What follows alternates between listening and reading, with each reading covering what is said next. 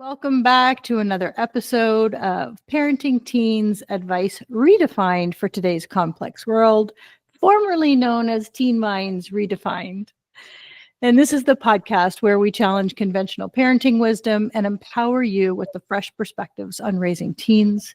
Today, we are diving into one of the most heartbreaking but critical topics for parents, bullying. And I'm joined by Amy Hutton again, a resilience mentor and advocate for teens who have experienced bullying.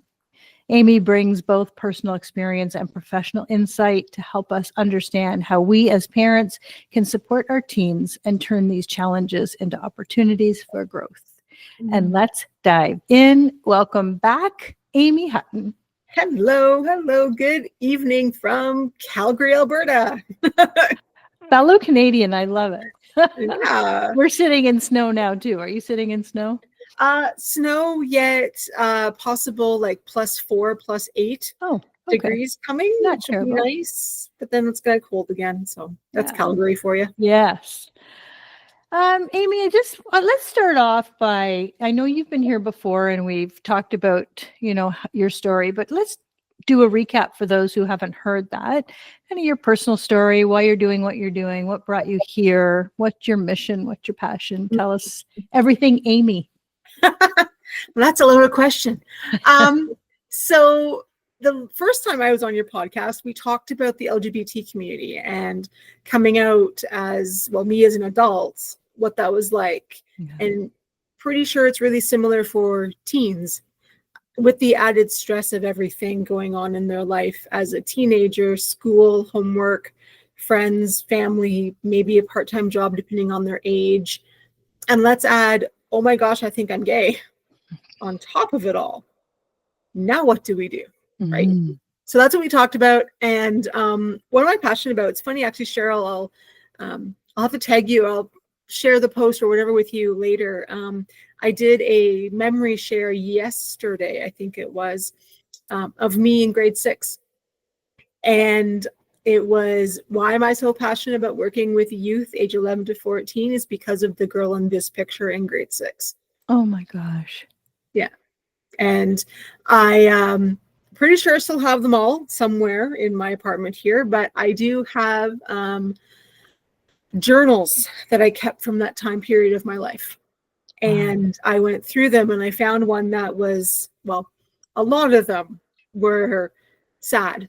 And so I just picked one and, took out people's names and things like that. Yet I shared my journal entry.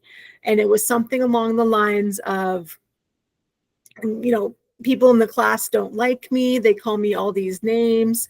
They think I don't know things. They think I'm stupid. They think I'm dumb. And then I did talk, and then another sentence was something about, I do have a few friends, but pretty much they were maybe like a teacher and, Girl Guide, Pathfinder leader. And then ironically, speaking of Pathfinder leader, in the comments below, my Pathfinder leader commented. Come on. Yeah.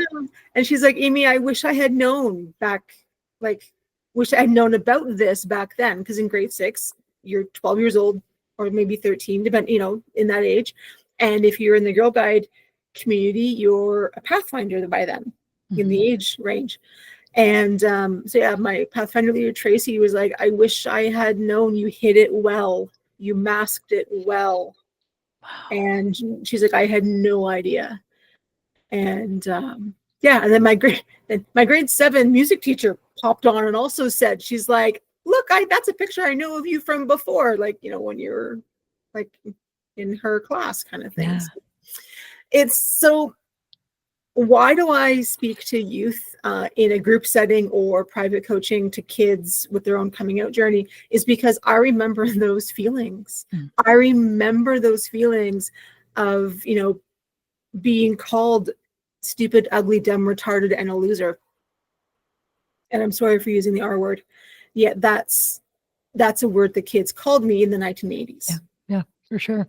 So I timestamped that. That's, was a different time period. And yeah, tell me I'm any of those, and I could accept that really easy. However, tell me I'm smart, tell me I'm beautiful, tell me I'm courageous, and all those positive words. And even today, as I'm 48 years old, sometimes depending on my mood, those positive words are hard for me to hear and accept and let land because of the trauma. The trauma lasted from grades 3 to grade 8. Oh my God. Yeah. I was severely teased and bullied. And back then we didn't call it being teased and bullied. It was like, oh yeah, it's just part of school. Live with it. Yeah. I was physically attacked twice by peers. Once in grade 5, I believe, and the one in grade 7 I remember distinctively. The one in grade 7, I was in a grade 7-8 split, and it was gym time. And I'm in the change room area getting, into your gym clothes, and my back or my face, I was facing like the wall, like where I was hanging up a t-shirt or whatever. And this girl in grade 8 came up behind me and grabbed me by my bra strap, flung me around the room, and was laughing. And I went flying back into the wall and battered and bruised. I didn't know who I could trust. I didn't know who did it. And when the teacher finally came in the room, she looked at me red in the face and she's like, who did this? I'm like, I can't tell you. And I didn't want to tell her anyways because I was too afraid of retaliation. Yeah. So that's why I work with that specific age group, the 11 to 14. I will dabble a bit on either side of that age bracket, obviously, yet the sweet spot is that 12-year-old, 13-year-old young person. Yeah. And then I know we're talking about parents right now, yet this story is coming up. Fast forward into high school, so older, right? Mm-hmm. Luckily, the bullying stopped because I went from a school of, your grade 8 graduating class. Well, there's 2 classes, so maybe 60 kids, give or take, into a high school in Pickering, Ontario that had 2,500 students. And the graduating class was a lot bigger. So with all the kids, the bullying stopped because we were all new fish in a big high school. Right? Yeah. Yeah. So that was grade 9. And then my high school split and we had to go to a new high school. So my grade 10 to grade 13, again from Ontario back in the 90s in this time period. I took a OAC biology grade 13 biology course. Mm-hmm. And I remember, and I think I was in grade 12 taking this biology course, and I knew I was having problems, and I went to the teacher like on day 2 roughly of school in September, and I said, I can I get some help? I'm not quite understanding this subject, can I see you after school? He said, sure, fine, no problem. So I went to after school, I finished my day, went back to his classroom, and he looked at me as I was taking notes to try to help myself learn. And he looked at me and he's like, Amy, you're left-handed. Yeah. You'll never pass my class, is what he said to me. I didn't know what to do then because he's the head of the science department. So I couldn't trust him. So I sat quiet as a mouse for the whole entire semester, did my best. The last unit was about anatomy and physiology of the human body. Now, because I was a lifeguard by that point, and I was learning like anatomy and physiology for first aid and whatnot. And I started raising my hand and answering the questions again. And he looked at me and he's like, where did you come from? And I sat there and I, again, didn't say a word because I'm like, you're the head of the science department. Don't know what I can say to you. Yeah. But yeah, so it was like, he used his power and authority really as being a science teacher, the head of the science department, even to, do I say belittle me? Like, I don't know how to word this, but, put me down in front of the whole entire class of Yeah. my peers. What Some of was the them left-handed thing? I don't understand.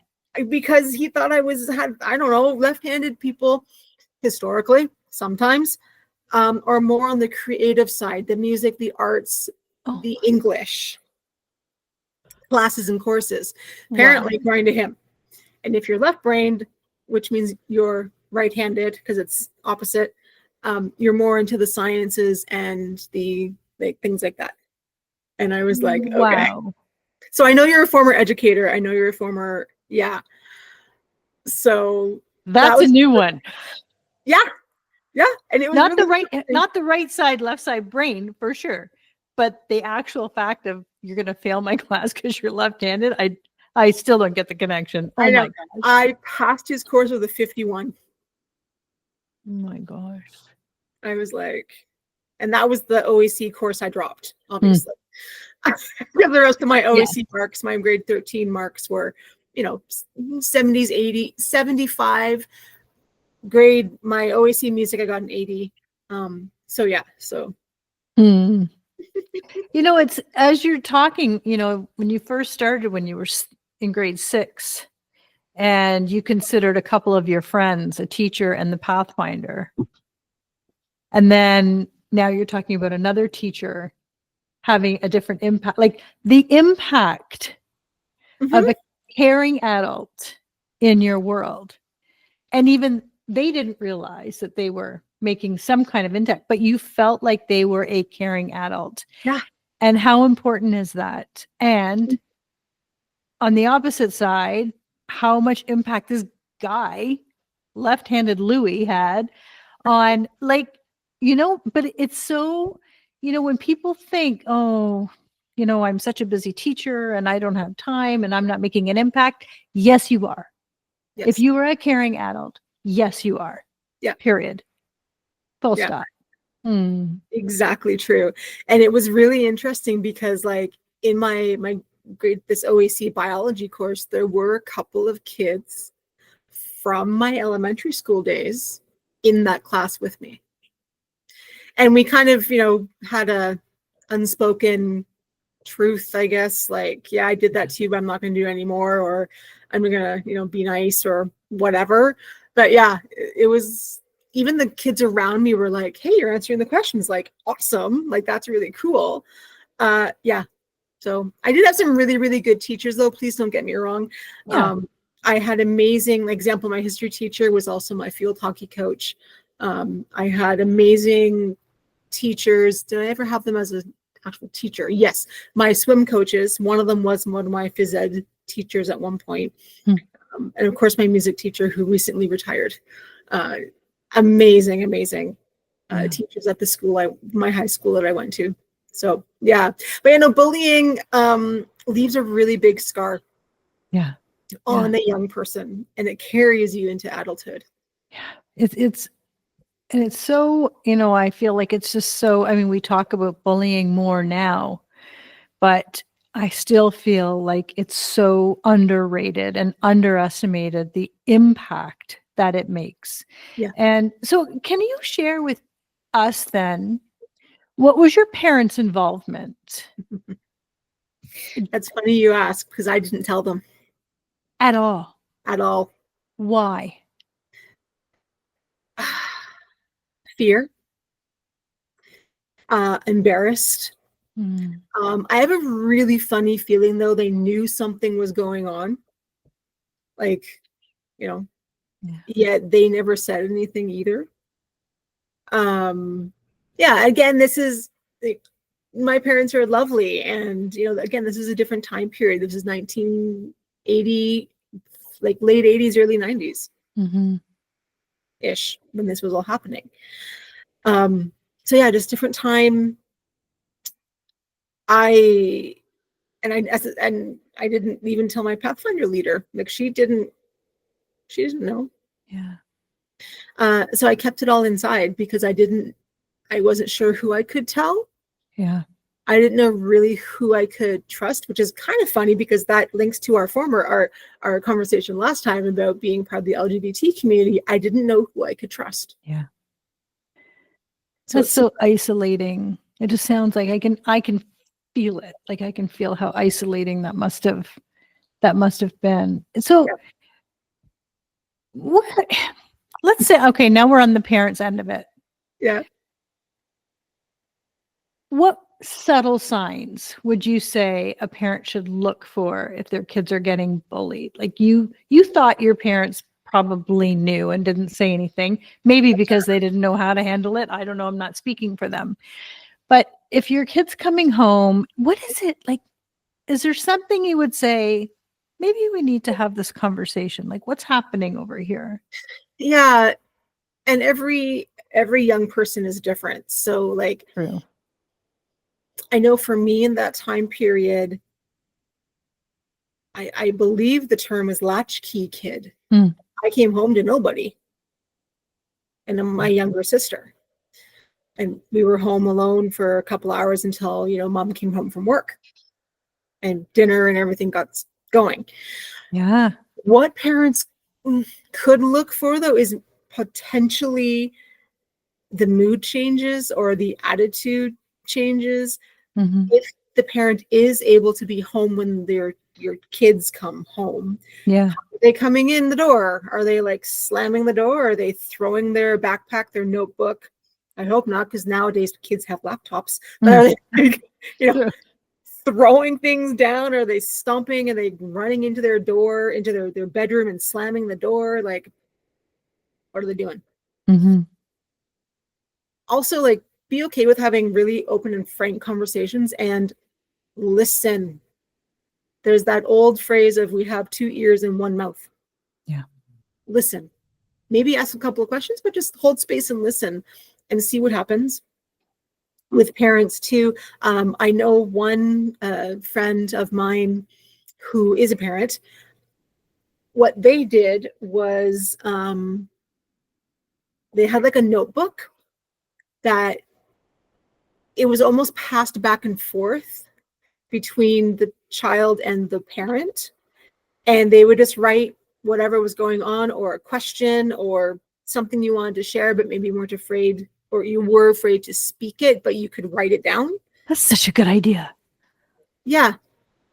And have it, back and forth somehow, like leave it on your child's bed corner in, when they've come home from school, or, whatever, and let them, almost like, again, lead the conversation of this is what's going on, or, whatever.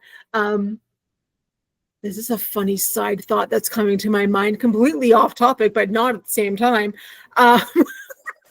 Speaking of journals and communication, I went away because I was in Girl Guides, and I also want to back up and say, Girl Guides and the swimming, those were my outlets. Those were my safe spaces to be myself. But camp, so I went to Girl Guide camp every summer, and I would take a spiral notebook and write down what we did every day, if I could remember what we ate, and just activities and stuff. And then I would bring it home at the end of the week, or even to like a 2-week camp, whatever, and then give it to my mom and dad, and they would read it. But then they wrote one for me while I wasn't at home. They would keep a journal of what they did, and then we would read each other's journals when I got home from camp. How cool is that? Yeah. That is such a good idea. But I love that communication, being able to not have to make eye contact, and, and probably helpful, especially in the sense of the latchkey kid too. If you're just getting home from school, but mom and dad aren't coming home, or mom or dad or parents aren't coming home right after school, and you're still in the heat of the moment, the emotional piece of it is right there. Yeah. I think that is such a great strategy. You gotta add that in. That's so good. Yeah. So when you're coaching the teens, can you guide us through? They come to you. Is it a group coaching? Is it one-on-one coaching? How do you work it? It's 1-to-1 through the computer, like through Zoom or Teams or Google Meet, whatever. So they come to you and they tell you, they divulge this information that they're being bullied. And they say to you, but don't say anything because it's just going to get worse. Now what? Now what? First of all, thank you for sharing. Thank you for trusting me with this. what, how can I support you? What do you need? And they may say, I just need you to listen. Okay, cool. I'll do that. I'll listen. What's coming up to my mind, Cheryl, and to your listeners, though, is the training I took about youth and suicide prevention. Mm-hmm. If anything tweaks my little rabbit antenna, so to speak, about that subject and that topic, if the young person is bringing that up, I may say, again, thank you for trusting me. Thank you for sharing this with me. Who can I talk to on your behalf that is a safe, other caring adult, hopefully in your family, that I can talk to in case I need help to help you? And then you can take it, if you have to go another step further, you know, the rules and laws are changing and they are getting a little bit better for kids that are being bullied. There could be a case where when they feel comfortable, you and I, and even the other caring adult that you've told me I can speak with, can we go to your local police station and make an actual formal complaint about it? Yeah, it's just getting that trust of that kiddo to open up is the biggest thing. And one of the ways I do it is just almost letting them talk. And I sit and hold space and guide the conversation. Another thing from the youth and suicide prevention is an interesting thought I learned was you and I, like the caring adults, if a child comes to us and talks about self-harm or they even have a plan, like, all those things, our guide as adults, caring adults, is to guide them and steer them to safety. Whatever that looks like. The piece with bringing in the other caring adult that they know, like, and trust, preferably from their family unit, even if it's an aunt or a grandma or, not mom and dad per se, and help them out that way, because it is a really scary thing. I think back to me, and did I have thoughts? Probably, yet not enough that I would ever act, partly because I had the Girl Guides and I had my swimming lessons that I was taking, because I had those outs. I had those places that made me happy and I could lead. Thank God. So where do we go with the school involvement then? Because, how long do we have? This is always an interesting topic or theme with this one. Although I've strongly suggested it to parents who I've seen post about it, I'm like, you knock on that principal's door every day, or the guidance counselor type of situation, if they have it in the school. I know not every school has a guidance department. Yet knock on that principal's door. If they're not answering, go to the superintendent. Involve the police. If it is, even because I've heard sometimes too that you can make a complaint with the police, not really to press charges, yet to have a documentation of things. And some police officers, some police stations will send either their SRO, their student resource officer, if they have one, or community resource officer, CRO, to said family's home and have a conversation with the officer in full uniform to say, hey, look, to the person doing the bullying, this isn't cool, kind of thing. Even the police officer, the SRO or the CRO, could talk to the family of the child that is being victimized, being bullied.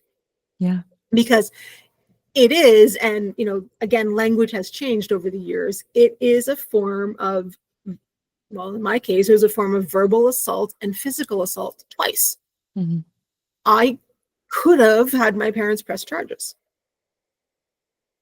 In the 1980s, mid to late 80s, early 90s, that wasn't the case.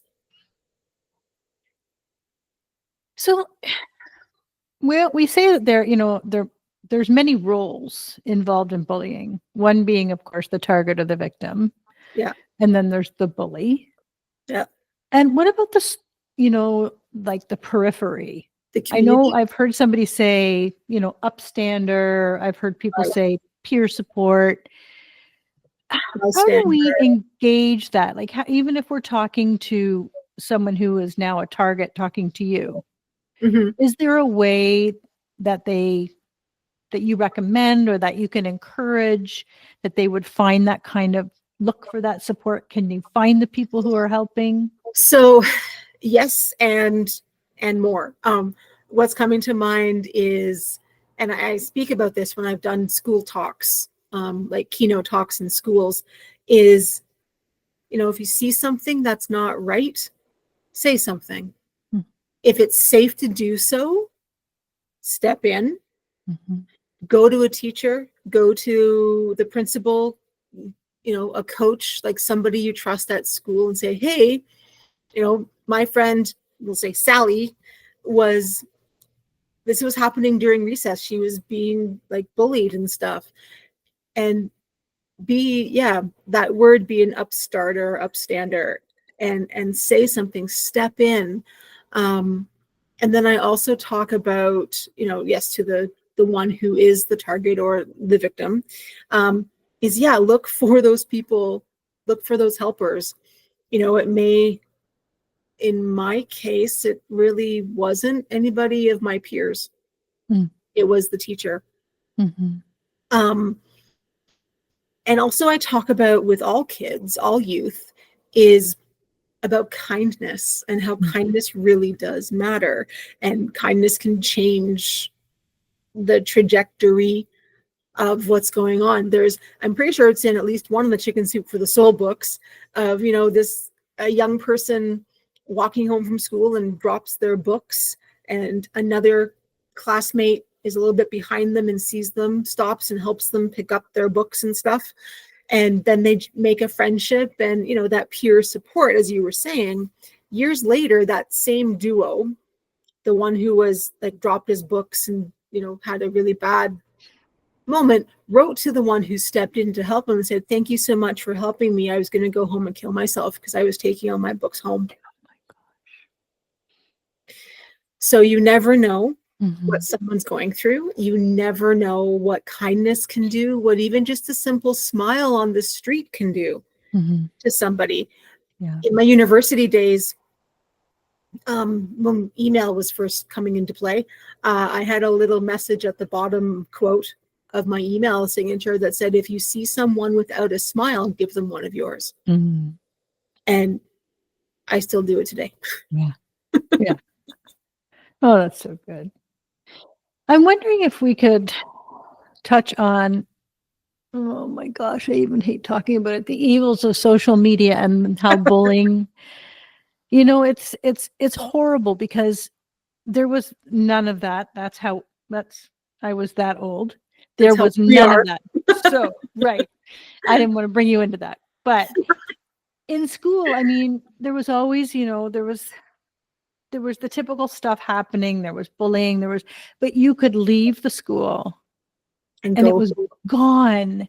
You had your safe space. You didn't have to think about it. It wasn't in your face, and you could like decompress. And maybe even if it's out of your periphery sort of thing, you would be able to manage having those conversations with your family or a caring adult. Yeah.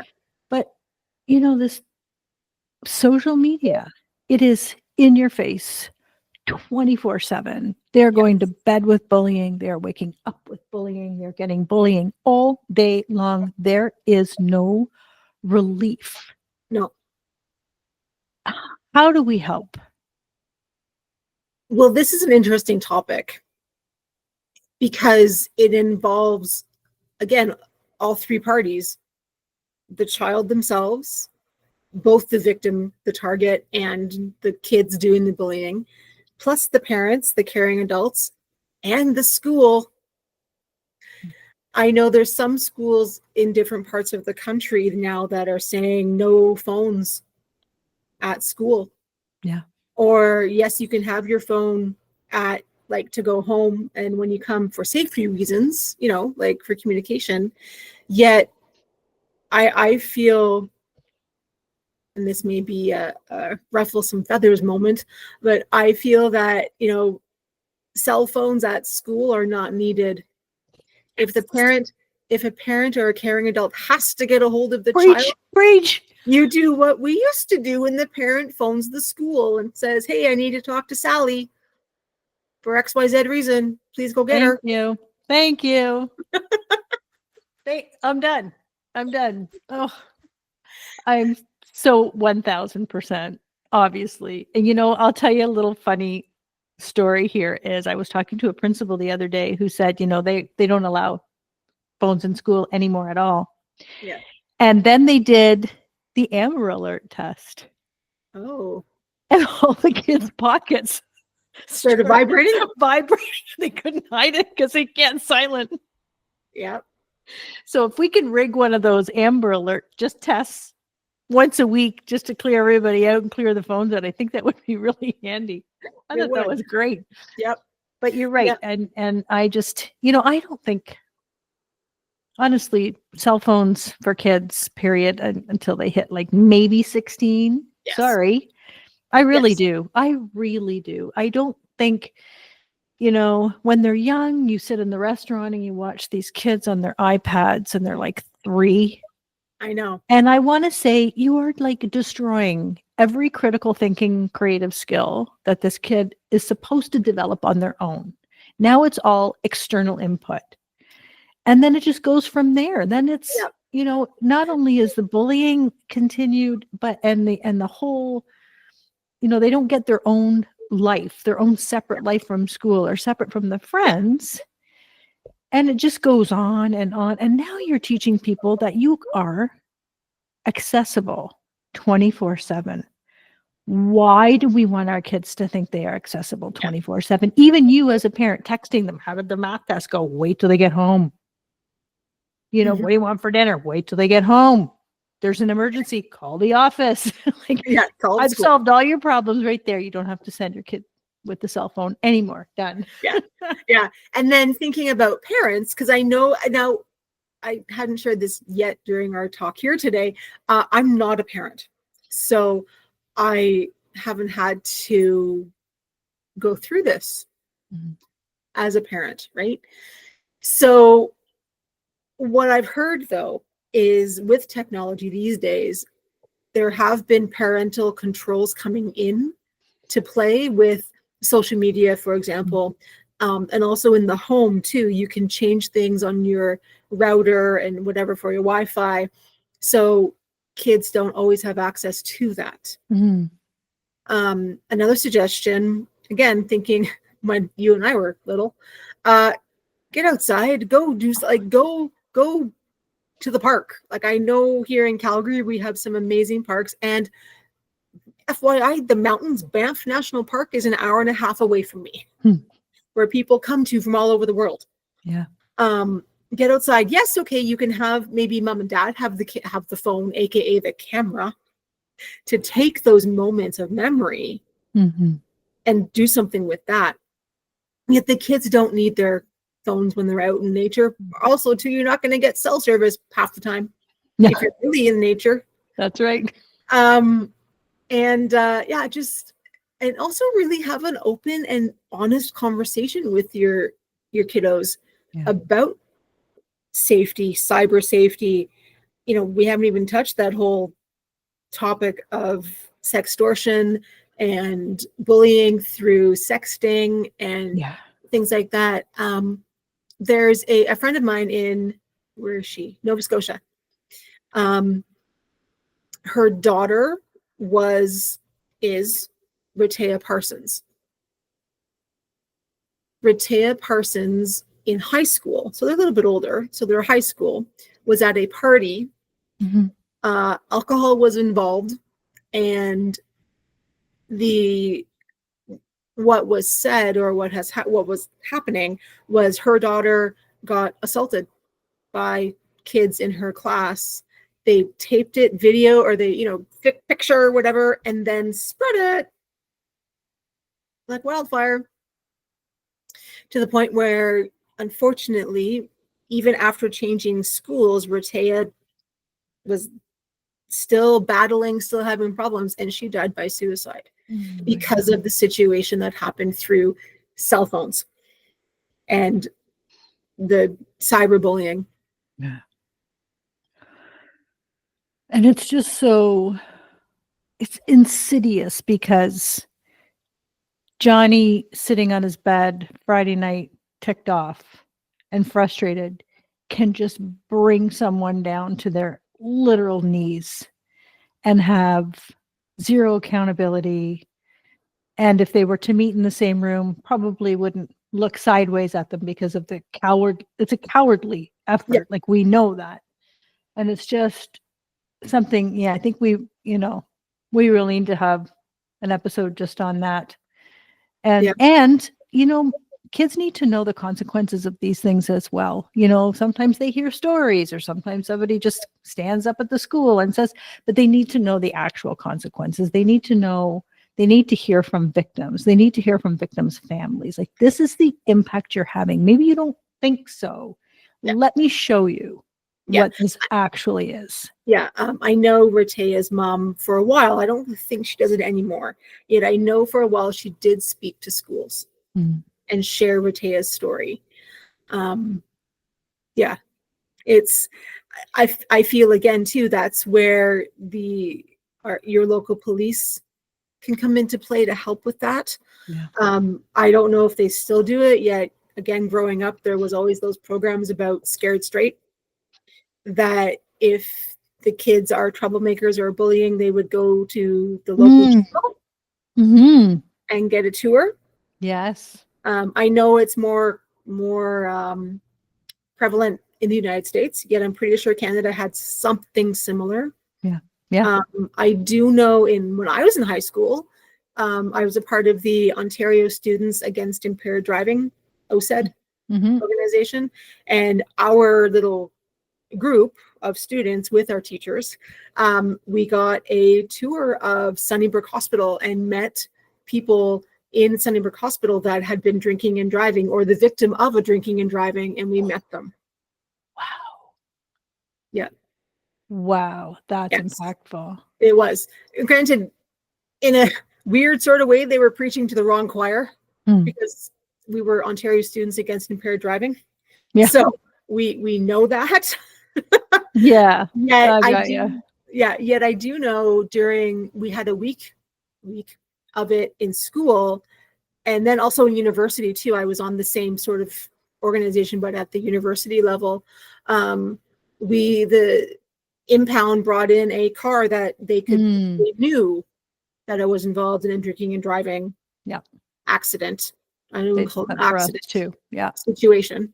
And things like that. And that, I'm hoping, kind of shocked some kids.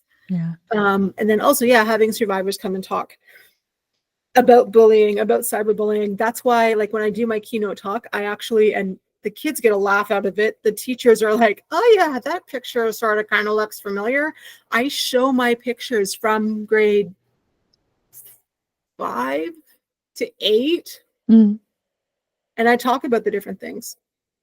And like being bullied as a kid, especially in grade 7 and 8. Another story is coming to mind, if you don't mind, if that's okay. Of course, yes. I was in grade 7 or grade 8, because I had the same teacher for both grades, and I was in a split class in grade 7, so kind of all gelling together. But I know I was 13 because I was in the middle of doing my bronze medallion and my bronze cross when I was 14 to become a lifeguard. And there was one day after school, or towards the end of school, packing your bag up and blah blah blah, and I was like, oh, I'm so excited, I got swimming tonight. And I said that out loud because I was excited. And the bullies in my class, I had more than one, by the way. It was that group mentality situation. There were a few leaders, yet is everyone kind of following along, right? And so someone said, oh, Amy, are you in like yellow or tadpoles, or whatever. And I was getting frustrated by this point of the day. And I was like, no, I'm actually doing we'll say my bronze cross. I was 14. I was doing my bronze cross, and I am going to be a lifeguard. And when I am a lifeguard, you're going to have to listen to me. And the kid was like, oh, I'm so scared. Oh, God. I was like, oh God. Okay.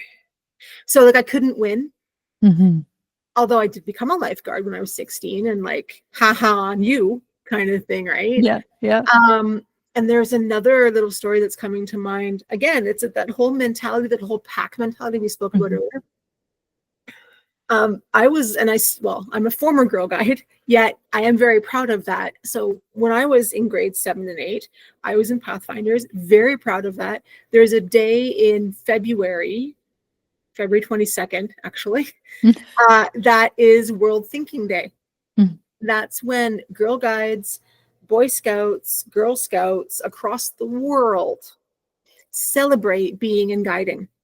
And if you are a student in school, you're encouraged, it's not mandatory, yet you're encouraged to wear your uniform to school. Yeah. Back in the day, in the late 80s, early 90s, my Pathfinder uniform was like a wraparound skirt that went below my knees, a nice blouse. If you know the name Alfred Sung, Alfred designed our shirts at that point. Wow. Our blouses, Okay. yes. So I had like everything on, my tie, like my, everything, right? And I came out of the washroom, and we were going somewhere in the school, and again the bullies piped up and said, what are you wearing that for, or where are you going, or whatever. And again, flustered and red in the face, I just turned around and said, at least I have places to go and things to do and people to see. I just don't hang around the mall after school every day. Yes. And the kids were like kind of gobsmacked, like, what just happened? And one of the teachers came out into the hallway again and looked at me, and I'm like, can you help me? And she did nothing. So yeah. So these are just little memory stories, Cheryl, that are just these memory stories that are coming up. Yet that's what I lived through, survived through from grades 3 to grade 8. Yeah. I'm so sorry. Yeah. You never want to know somebody had to deal with that. That's awful. And you're not the only one. Mm-mm. And look at you now, because you're helping people who know exactly how they feel. Yep. And can we talk just a bit about the resilient skills they need? Like what are you helping them with in the coaching? Like what are you equipping them with? What kind of tools can they have to like move forward or defend themselves, or just some kids I know end up moving schools, fresh start. So but they still need the resilient skills. They still need, right? Mm-hmm. So I mentioned it earlier about that kindness piece. So it's that self-love, self-kindness, accepting who you are. In my keynote talk, but then also obviously my one-to-one, I talk all about how self-acceptance is my superpower. Love it. And accepting myself, who I am. And that helps the kiddos who maybe are struggling with their sexuality or gender identity. Mm-hmm. And, doing things. I do an activity, and who knows, maybe we'll do it one day, is take a piece of paper and draw a square. So you have 4 sections. Mm-hmm. On one of the sections, preferably with crayon if you have it, but marker will do. Draw a thought that's in your mind. What are you thinking about right now? Second box, draw a feeling in your body. How's your body feeling? Like, are you hungry? Does your feet hurt? Does your head hurt? Like, what's going on? The third box is draw a feeling you have in your heart. How's your heart feeling? And then the fourth box is draw me something that makes you happy right now. And it gets them centered and grounded in that self of who they are. So that's just one activity I do with really anybody of any age, really. Like anyone can do that. And it's interesting to see the results with that. Years ago, when I was first starting out being an entrepreneur, I did work with a young lady in grade 5, I think she was, maybe grade 6. And I did this activity every week with her. I only saw her once a week, and we did it every week. And there was one week where the thought in her, or the feeling in her heart and her mind, I think was a bit of a combination of both. But she drew a stick person on one side, 2 stick people on the other side in a dark color. I can't remember. I don't remember it was black, but I know it was a dark color. And then she put the crayon down and got teary-eyed. I was like, oh, okay, let's both take a breath, because I needed one at that point. Yeah. Can you talk to me about this? Tell me about this. And she pointed at the one stick figure. They were all girl stick figures. One girl stick figure by herself. She's like, this is me. And the other 2 stick figures, these are 2 friends of mine, and I don't know if we're friends anymore. What she said to me. And I was like, okay, thank you for sharing that. Thank you for telling me. Thank you for trusting me. Can you tell me more? Yeah. And she did open up a little bit. So again, it's that using different modalities with youth, anyone, to help figure out stuff and emotions. So that's one thing I do with youth. And I just hold space.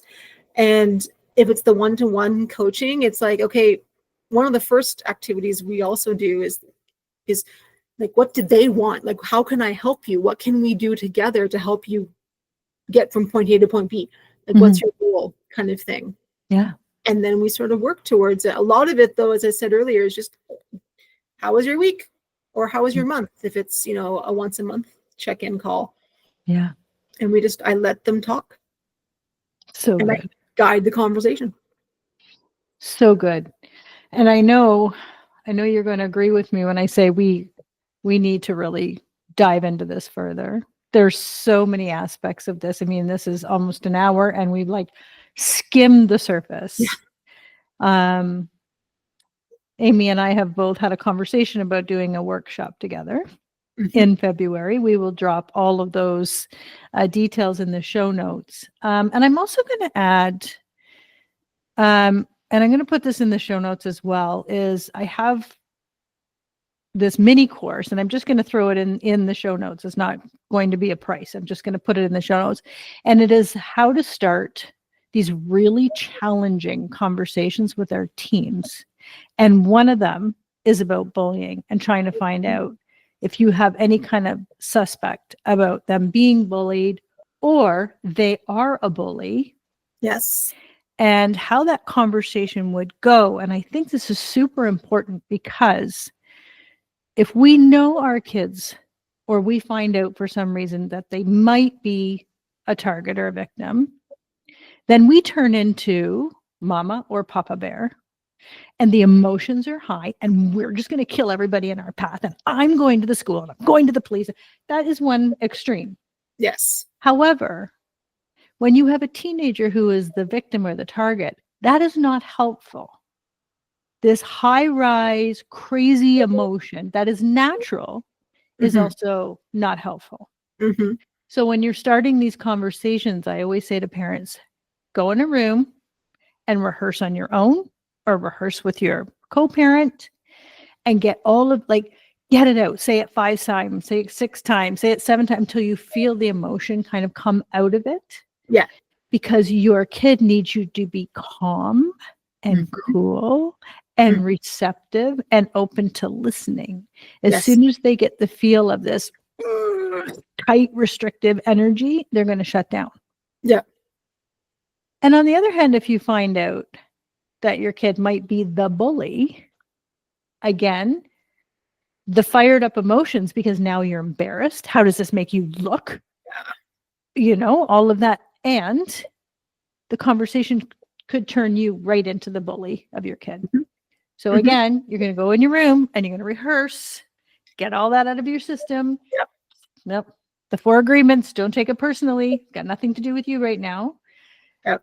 because I think that, you know, sometimes we just in hopes of protecting our kids or even making them feel like, oh, I got you, we don't give them the autonomy of being able to say what is actually happening and the right questions to ask to lead the conversations where they can trust you. Yeah. And confide in you and know that they are protected, but protected alongside of them, not taking over, Mhm. sort of thing. Yeah. A suggestion thought that's coming to mind Yeah.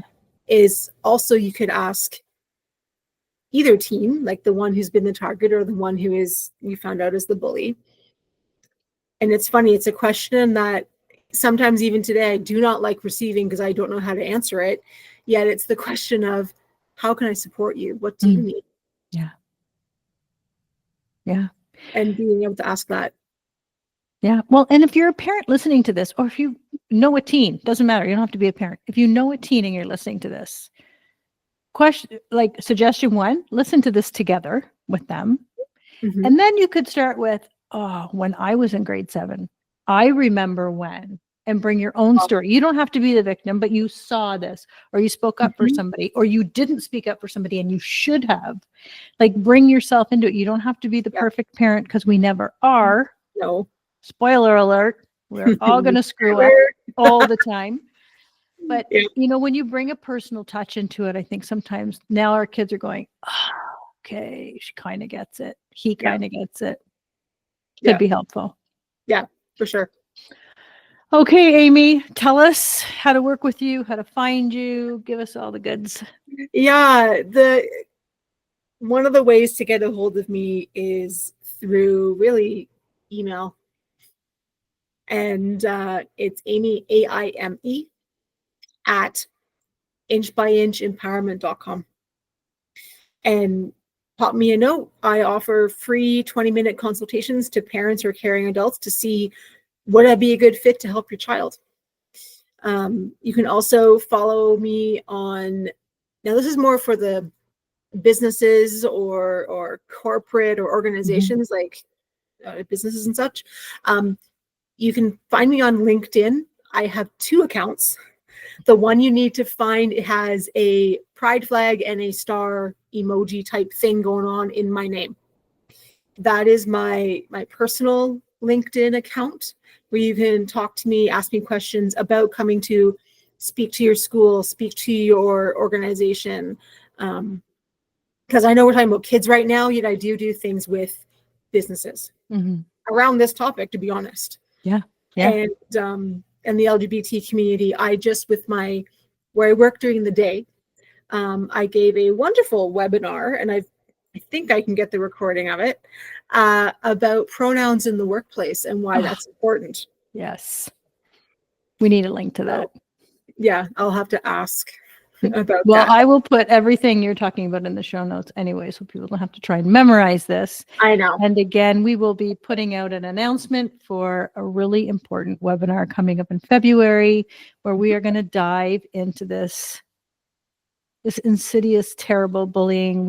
Our mission is to just eradicate this, please and thank you, and bring awareness. And and it's going to be, I'm thinking, right, it's going to be for both the parent and the teenager.